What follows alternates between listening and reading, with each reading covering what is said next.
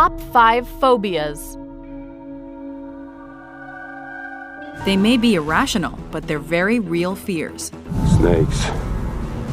Why did it have to be snakes? Number 5. Acrophobia, the fear of heights. You'll never convince these folks to go bungee jumping, skydiving, or even on a Ferris wheel. But it's one of the most natural fears you can have.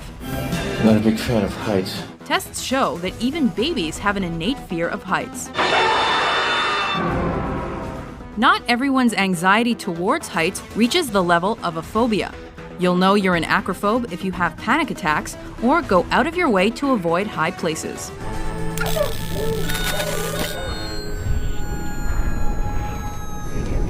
Number 4.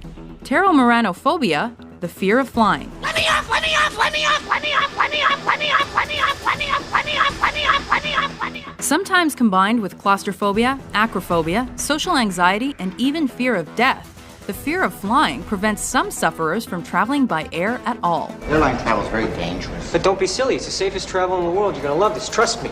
Though it's known as the safest way to travel, logic does little to calm the fears of flying phobes. Most likely not an evolutionary-based phobia, as humans didn't fly until the 20th century.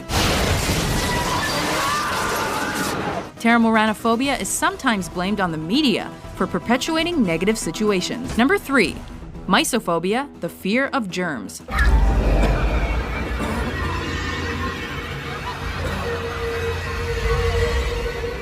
Judging by hand sanitizer sales, this phobia is on the rise. Often called germaphobes, people who suffer from mysophobia are constantly washing their hands, are sometimes afraid of shaking hands or similar gestures, and are obsessed with contamination to the point where they cut themselves off from others.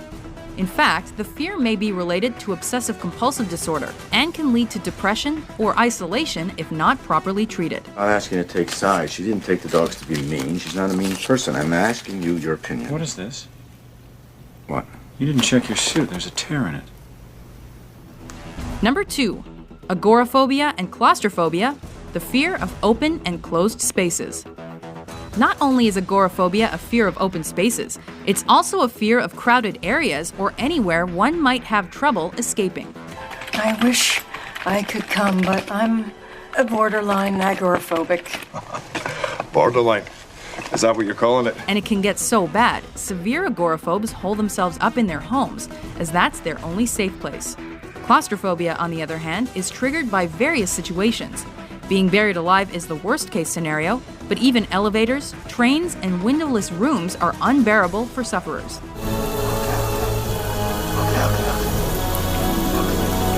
Number 1. Arachnophobia and Ophidiophobia, the fear of spiders and snakes. Chris, I'm scared to death. And we all are. But our brains secrete a neurotransmitter that enables us to deal with them. Come on. I don't think I have that particular neurotransmitter. It takes a special kind of person to like these creepy crawly critters. Can we panic now? But there's a huge portion of the population that's terrified of spiders and snakes. Don't like spiders. And who can blame them?